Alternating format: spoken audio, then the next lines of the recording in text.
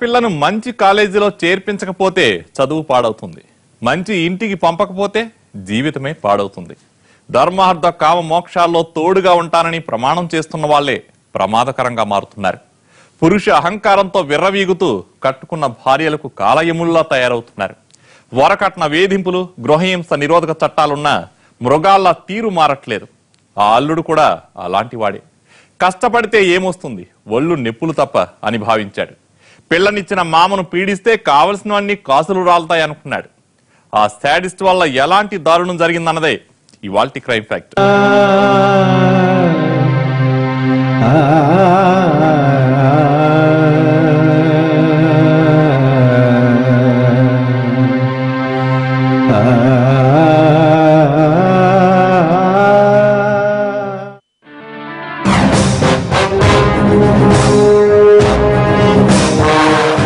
పిల్లకు పెళ్లి చేసి అత్తారింటికి పంపిస్తే తమ బాధ్యత తీరిందనుకుంటారు చాలా మంది తల్లిదండ్రులు. ఆ పేరెంట్స్ మాత్రం అలా అనుకుని చేతులు దులిపేసుకోలేదు. కూతురి సంతోషం కోసం పెళ్లి తర్వాత కూడా చాలా త్యాగాలు చేశారు. అదే తప్పైపోయింది. ఆ కథ వెనక కన్నీటి గాదేంటో తెలుసుకుందాం.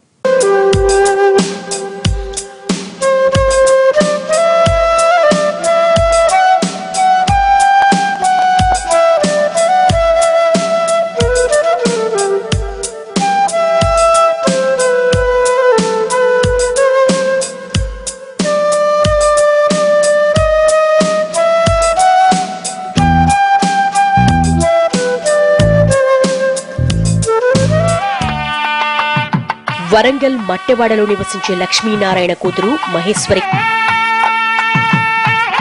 వరంగల్లోని ఓ ప్రైవేటు బ్యాంకులో జూనియర్ మేనేజర్ గా పనిచేస్తున్న సతీష్ కుమార్ కి 2 ఏళ్ల కిందట ఘనంగా పెళ్లి జరిగింది.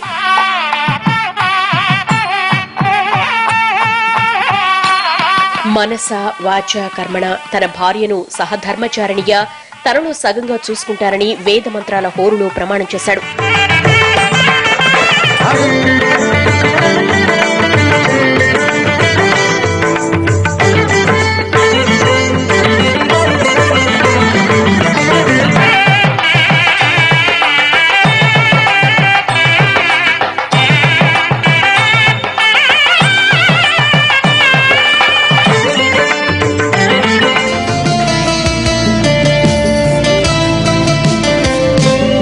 పెళ్లి సందర్భంగా 10 లక్షల రూపాయల కట్నం తీసుకున్నాడు. దాంతో పాటు చాలా కానుకలు కూడా ఇచ్చారు. తన తాహతుకు మించిందే అయినా కూతురు సుఖంగా ఉండాలన్న తపనతో మహేశ్వరి తండ్రి లక్ష్మీనారాయణ అల్లుడు అడిగినన్ని సమర్పించాడు.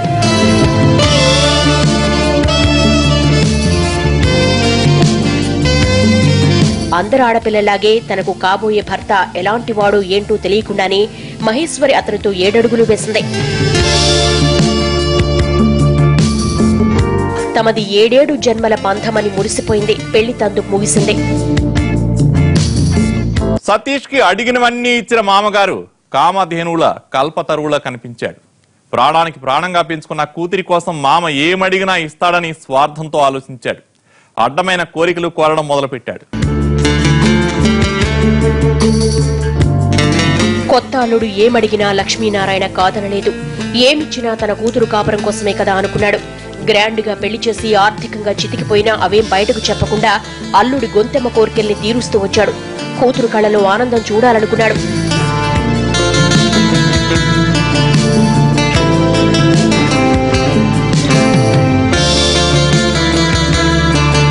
తన బలహీనతే ఎన్నో అనర్థాలకు మూలం కాబోతోందని ఆ క్షణం ఊహించలేదా పెద్దాయన.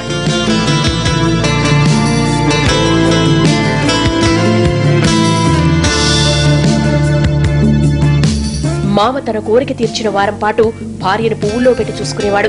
సినిమాలకు షికార్లకు తీసుకెళ్లేవాడు. సరదాగా ఉండేవాడు.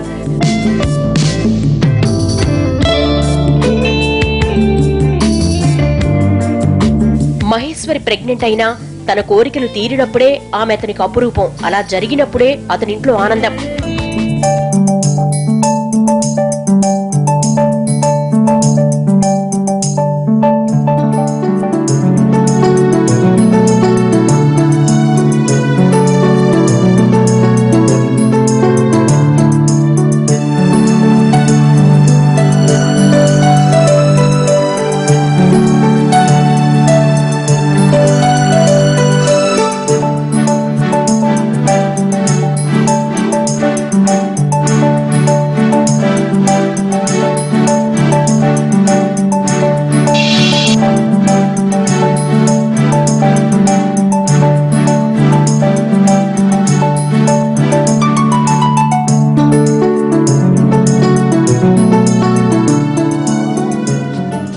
ఏడాది తర్వాత మహేశ్వరికి కూతురు జన్మించింది. అంతా సంతోషించారు. లక్ష్మీనారాయణ అయితే తను తాతయ్యానంటూ పండగ చేసుకున్నాడు.